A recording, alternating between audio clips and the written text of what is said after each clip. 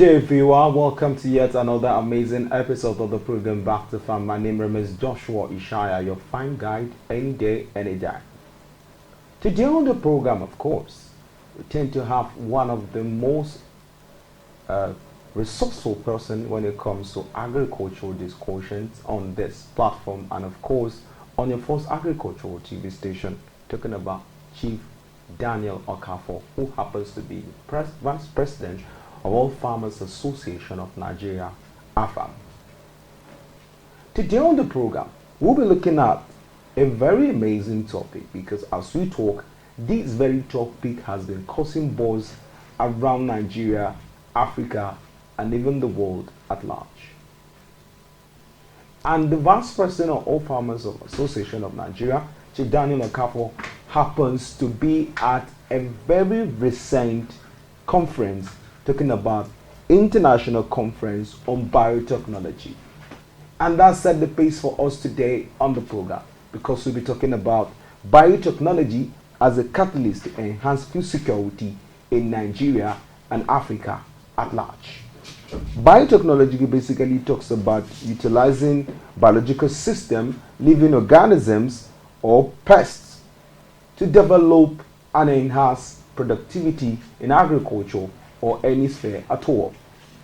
Chief, it's good to have you on the program this. Thank you, Joshua, for having me. All right. You happen to be in the recent International Conference on Biotechnology, which of course would like to know, what was it all about and how did it turn out to be at the end? Yeah, really, I represented two organizations. As a Vice President, All Farmers Association of Nigeria represented AFAN, and also I represented Potato Farmers Association of Nigeria, POFAN. In the conference, we learned a lot of lessons. What we learned about technology, that without technology, agriculture at this time cannot move. We benefited a lot of things in 5 days program that makes all the stakeholders in technology and innovation are present. And all the universities in Nigeria, be it all universities in West Africa and some in other countries, they came and they sat. We talk about innovation, a new innovation on agricultural development. In fact, without that, we cannot move. Without technology, there is nothing like agriculture. You only get it in a peasant way. We have moved with this stage to another level, and which I believe I am talking about. Nigeria should embrace new technology and new ideas and innovation in agricultural development. What am I trying to tell you? The issue came out with many understanding, which I believe another time this kind of thing will happen in Nigeria. I want to say the government, both the state, local government, and even the churches and other people should come and learn, because it's a time of learning, new ideas, a new innovation, because food security is a major challenge in this time around. Chief, now, but let's go a little further. I could remember very well that Nigeria, before we got to this very point, we're into organic farming, talking about using cow dung, chicken dung, and the rest. A time came where they were giving NPK, urea, for free, and farmers were kicking against it. People were not using it. But as time went on, today, nobody even use organic, rather. They rather use inorganic in particular. Could it be that people are really rejecting biotechnology way of agriculture, not knowing that as time goes on, we might end up embracing it like we actually ended up embracing NPK and their likes? What can you say about this very cliche? This statement you made here, I myself asked question there. For past many years, a lot of people refuse to use fertilizer. And today, it is what people are asking of. I was in Kano last week. What are people asking me? Do I get fertilizer? How did I get? I said, that is not there. And they said, no, that we should look for a way to get fertilizer for them. It is exactly what is happening now in this new technology. There is a lot of ideas that I received. That is why I said education is the part of everything you are doing. And we learned a lot of lessons that this technology that people are saying this and that. And the technology is Nigeria made. It is not foreign made. Because I heard somebody saying that Bill Gates is this, Bill Gates is that. Bill Gates did not bring any this thing. Bill Gates only support, but vaccine, other things, the support is given. If he like, he does not. If he doesn't want to support, we are going to be suffering. It's not a person that owns that technology. Technology is owned by us. It's a Nigerian technology, and the Nigerian scientists must do the work. I really challenge them that they should do the work and make sure that the farmers are carried along when they are doing their trials and other things. That is my own talk to them. And I notice what is happening. With the tailor-made that is now, a lot of people will benefit. And a lot of people will get, you see, is it wrong to, in Nigeria, farmers to use helicopters in their farms, on other places, or drones? Is it wrong?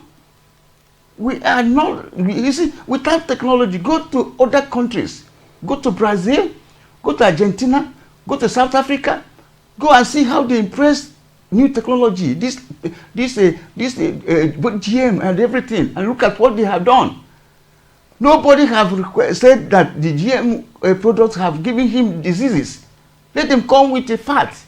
And I want to tell you, there's a group of organization that we have in this country that is in charge of GMO, and first the people that you look at after it. Biosafety is there. Biosafety management is there. And they are the people that we should be hold responsible if there is anything that happen, GMO that cause anything, because they are there to check with their lab and everything and make sure that everything that is come to this country is being checked very well before anything we use it. All right, Chief. Today in Nigeria, there are speculations that our population is almost hitting 250 million people, and that means more food and more food and more food and more food is needed. The issue of insecurity, the issue of poor harvest, the issue of drought and the rest, climate change, has actually amounted to we having shortage of food, thereby making, in fact, a mudu or a measure of maize, corn, growing up as in Nigeria,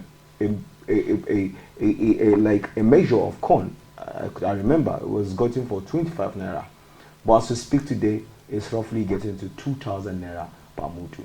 So does that really spells that we have no choice but to embrace GMO? Because with GMO, in a very short, or rather a small, place like this very studio, you can be able to harvest quite, because it's GMO, genetically modified organism.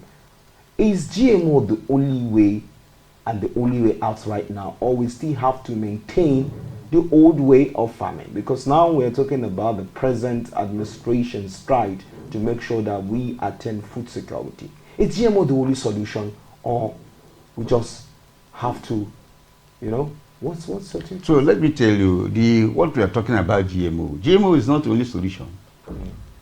Nigeria are about 250 million Nigerians now. We must embrace new technology. New technology, GMO is part of it. Yes, GMO is part of it. Because why I say new technology is that yield per hectare is the problem.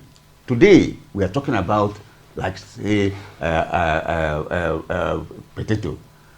The yield of potato is about 6 to 7 listing per hectare. And today, we are a development in new breed that they brought that is giving us 18, 20, 25 listing per hectare, which is good. Like this maize, how many do we normally get in maize? But today, it's increased. So we are not talking about only GMO. Biotechnology. We are not talking only biotechnology. We are talking about you see, when you come to both, or it is you that knows where you want to do. If you want to do the GMO, and it's one thing with GMO crops always is labeled. So if you want to do GMO, you do GMO. If you want to do the other, this in the organic, you do organic. It's a choice. There is a choice. What I'm just trying to say is that the GMO that is in Nigeria is Nigeria scientists that brought it. I know of Ishako that do cowpea. I know of the other one from IAR that did this maize we are talking about. This maize. I saw them, we discussed, and I tell them that I'm interested as a farmer. My farmers are interested. They want to get it, but where is it? It is not all there. That is what I told whoever is doing it. We need it in Nigeria. Give us. And what actually happened is that in Nigeria, scientists is the people that brought it up. It is in our lab. It is not in overseas lab. So people nobody should fear, because me, I have eaten GMOs. I'm kind of even learning as we speak. I have this very narration that the GMOs we're talking about are basically brought by the West, saying that they are bringing it to Nigeria. So probably because we believe they have no seeds. They have no seed. Like if you open them, probably like a tomato now, you end up opening it and you see a tomato without seed. So it means you must buy from them, because you don't have seed to transplant or possibly do. How factual is that? So please, it is a lie, complete lie. Okay. I did a little beans last year. It's GMO beans. And that beans, I used it this year, and it's growing. So what I know, it may not give you actual, because I am into seed. There's what we call grains. Immediately you use the seed, there's seed, different types of seed.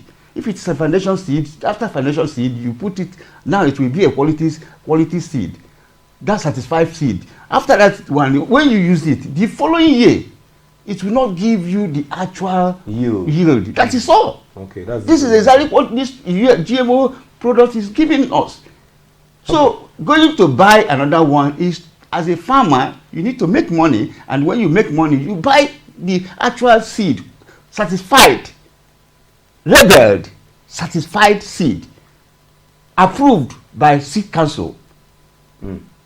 All right, now Chief, now let's talk about the international conference you just came back from, and let's talk about how can AFAM, All Farmers Association of Nigeria, be able to go out to far away Cross River State, far away Sokoto, Maiduguri, to tell the farmers that the issue of biotechnology or GMO is not poisonous as it's being preached otherwise. How can you get to the local farmers down in their thousands, in their hundreds? Because I don't call Abuja farmers, because the real farmers are somewhere in Imo State, are somewhere in Onisha and their likes. These are the people that need to know that, okay, GMO rice is okay for the Abakaliki market. You can go ahead to say the palm oil, GMO is okay. You can be able to have that. How can you preach this or rather, how can you step down the knowledge now? Yes, you got from this very training down to the grassroots for them to be educated so they can be able to embrace it. Because I tell you this, a lot of people have this very wrong perception with this very issue in general, as to speak. People have different narration to it. How do you intend to do that? So like now, we have started. We just ended off last Friday, and immediately we started sending the programs according to the way, all the programs as it is. The presentations that, we have many presentations done. All now we have sent it out. Not only that, we need to go around now to all the local government, all the state and local government. We start by all our chairmen. We have to call them to give them a lecture We are inviting the OFAB. OFAB is a people that is organizing GMO in Nigeria. So, and the biotechnology will be there, and the biosafety will be there to do what? To train those people, because without training the rural people, stepping down all this, all what we have learned, will be just like that. So they are the people that need it. And all of, let me tell you, all the supermarket in Nigeria sells GMO's products. All. All. All. So it's not that it is there for years. What I just want to tell you is that simple. All these laws we are making, we are all going to oversee and we are eating. All these potatoes we are talking about, all this maize are there. What of Thailand rice? It's not GMO that they are bringing for us. For how many years? They say the rice is cheap, rice is this and that. All of them are GMOs. That's what they are bringing. And you know, before they bring it to Nigeria, biosafety management must call people. I am attending the program almost every time to go and check the type of this in our lab. Before allowing any product to come to Nigeria, GMO to come to Nigeria, a lot of meetings should be done, and after that, approval will be given. It's not only bringing this. No, it doesn't. And let me tell you, no GMO crops have come to Nigeria like that. Like now, the one that cowpea, cotton, and maize, and the cassava that's coming. That's only the GMO that is been approved. So far? No GMO in Nigeria. We are just trying to, and that's why I said, what of the rice that you are eating from Thailand? It's not GMO. Okay, Chief. What of soya beans that is coming from Argentina? Me, I joined in approving some of it. We approve it through the biosafety management. They form what we call a committee to approve. And how many professors are there? There must be about 50 or 60 professors that will come for that meeting. And farmers are involved. I am involved. We sometimes approve it because of what?